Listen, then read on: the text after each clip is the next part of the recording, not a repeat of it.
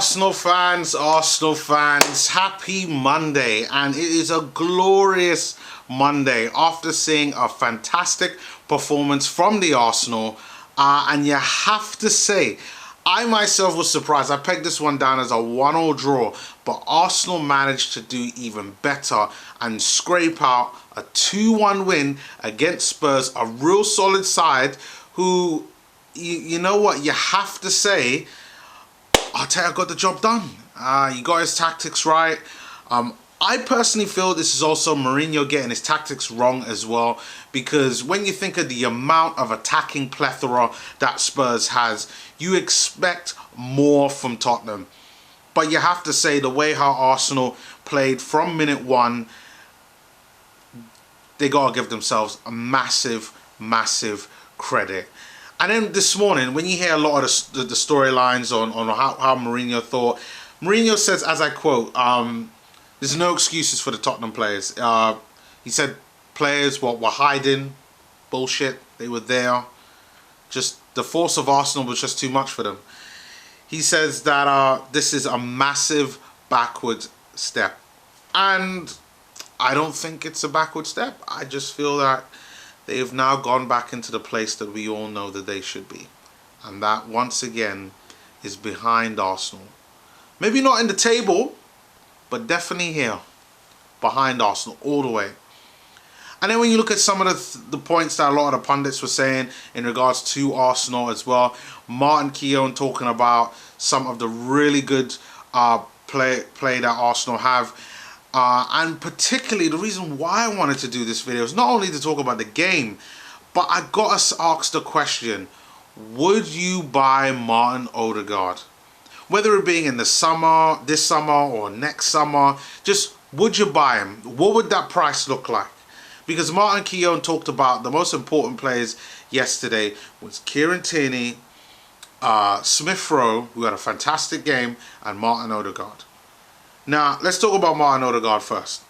Odegaard had a chance initially before he scored that completely fluffed it, which was similar to the first chance that he fluffed on Thursday against Olympiacos. So, you know, he had that one, so that's just him kind of getting things going. But then the second chance, again, takes a shot, was going on target. I know it took a bit of a deflection from the Spurs defender.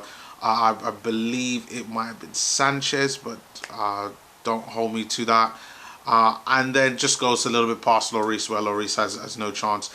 And that gives Arsenal kind of the first leg up. But great goal from Martin Odegaard. 2 games running, 2 goals in. And I said it, you know what, if he can get 2 to 3 goals or 2 to 3 assists, plus 2 to 3 assists by the end of the season, I think that this would be a very good loan. And Martin Odegaard is showing that even though we've got about 11 more games left in the season, plus the at least additional game within the Europa League, probably another couple more games there in the Europa League, that he is on track to destroy those targets that I felt that should be the bare minimum which he should come out with.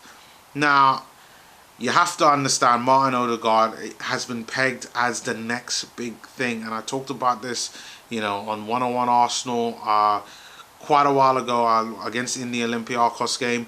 But for him to show the consistency in the North London derby against Spurs in a 2-1 victory, you have to say, very impressive. Worked hard. There were times whereby you thought, oh, where's Odegaard? But, you know, it's just him. As soon as you say that, tracks back, there he is. And you got to say, he played very well. But you know me, you know, I back my youngsters, especially the ones that come through the academy. And so, you know, Smith Rowe is always going to be my guy. But Odegaard fits in very nicely. Almost like a glove. Talented player, works hard. Seems that now he's tracking back. So I guess maybe before, when I was talking about the criticisms of him in my previous videos, maybe he needed a little bit more time to kind of get up to speed to the Premier League. But it looks like now he is up to speed. And you got to say, would you buy him? Would Real Madrid sell? So here's my take on this. Now, I would buy him. I don't think we could get him this season, at least this summer. But I do think that maybe next summer, and we have a chance of getting him. And this is the 2022 summer for the 2023 season. I think we have a chance at getting him. And this is all predicated upon Real Madrid keeping Zidane in the job, because supposedly Zidane doesn't rate him, doesn't want him in the team, and you know, it's a shame, because I think that Arsenal have a chance to benefit from that. Now, I think because of that situation, I think what's more likely going to happen is sort of a halfway. Here's the halfway option. The halfway is going to be, we bring in Odegaard, Norwegian captain, on a permanent deal. However, there is either going to be some type of buyback clause or some type of first refusal from Real Madrid. I just don't see Real Madrid just letting a player like that completely go unless Arsenal play big money. And let's be really honest, Arsenal don't have the funds to be spending 50, 60 mil on a player. Like, they just don't.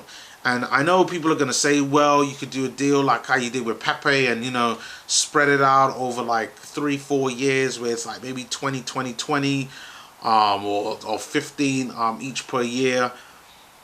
But I think with those type of situations, Arsenal will be looking to clear avoiding those as much as possible, especially in light of the whole COVID situation and the financial situation of the club.